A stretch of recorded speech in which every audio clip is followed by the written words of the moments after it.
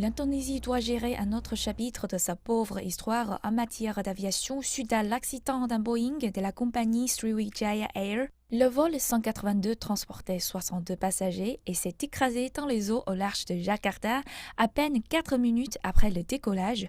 Le PDG de Sriwijaya Air a déclaré que cet avion avait volé de nombreuses fois et n'avait présenté aucune difficulté technique avant l'accident. Au vu de l'information dont je dispose, l'avion était en bon état quand il a décollé de Pontianak à Pangkal-Pinang et c'était son second trajet pour retourner à Pontianak. Il n'y aurait pas dû avoir de problème et le rapport de maintenance est également bon. Une enquête est en cours pour déterminer ce qu'il s'est passé quelques minutes avant qu'il ne disparaisse. J'ai demandé aux autorités de mettre la priorité dans la recherche des passagers et nous espérons que cela s'accélérera dans les jours à venir. J'exprime mes sincères condoléances à toute personne impliquée et nous prions pour tous ceux affectés par cette tragédie.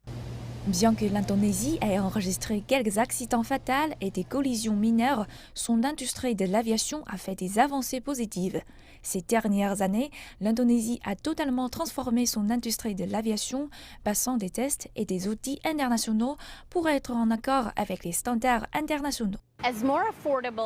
Alors que davantage de compagnies low-cost comme Sriwijaya entrent sur le marché local, la fréquence des voyages domestiques devrait poursuivre sa croissance au quotidien. Et les voyageurs doivent savoir que la sécurité demeure une priorité.